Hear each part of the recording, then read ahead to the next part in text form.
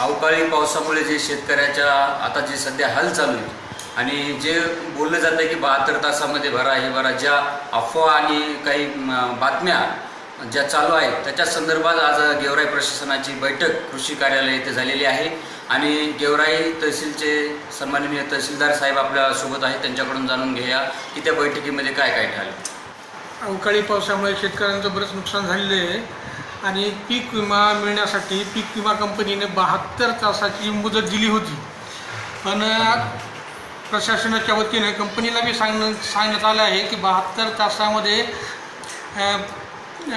सर्व पंचनामे होऊ शकत नाहीत। तरी बी त्यांना आम्ही असे कंपनीला सांगितले की तालुका गाव लेवलला कृषी सहाय्यकामार्फत त्यांचे अर्ज स्वीकारले जातील आणि त्यांना पीक विमा, ज्याचं नुकसान झालं त्यांना पीक विमा मिळेल। तर प्रत्येक गावात कृषी सहाय्यक जाणार? हां, प्रत्येक गावात कृषी सहाय्यक जातील आणि त्यांच्यामार्फत अर्ज स्वीकारले जातील। म्हणजे शेतकऱ्यांच्या सोयीसाठी आपण हे केले? हां, शेतकऱ्याच्या सोयीसाठी केलेले आहे।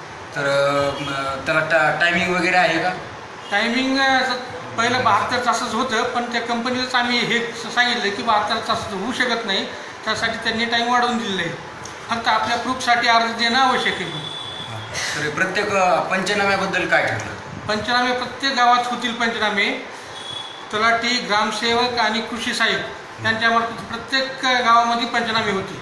तर प्रत्येक शेतकऱ्याचा पंचनामा होणार का ठराविक महसूल मंडळामध्ये ते पंचनामा होईल? तेवढं प्रत्येकाचं पंचनामे करायला सांगितलंय, पण तरी बी शक्य नाही झालं तरी बी गाव पातळीवर पंचनामे करायला ह्या सुद्धा सूचना दिलेल्या आहेत। तर पंचनाम्यासाठी आपली काही टीम ठरलेली आहे?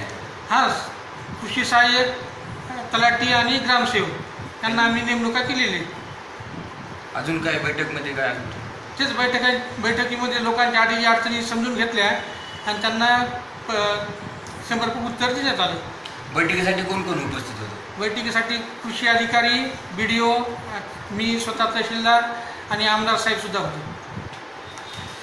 हे होते गेवराई तहसीलचे तहसीलदार सन्माननीय गायकवाड साहेब आणि त्यांच्यामार्फत आपण जाणून घेतलं की या बैठकीमध्ये काय काय ठरलं आणि शेतकऱ्याच्या सोयीसाठी त्यांनी प्रत्येक गावामध्ये आता ग्रामसेवक आणि त्यानंतर तलाठी, पूर्णच प्रशासनाची टीम आता शेतकऱ्यासाठी कार्य करणार आहे आणि लवकरात लवकर पंचनामे करून ही नुकसान भरपाई देण्याचं हे प्रशासनाने त्यांनी एक अहवाल तयार करून लवकरात लवकर हे करण्याचं ठरवलेलं आहे। सुशील टकले, IBN जनमत न्यूज।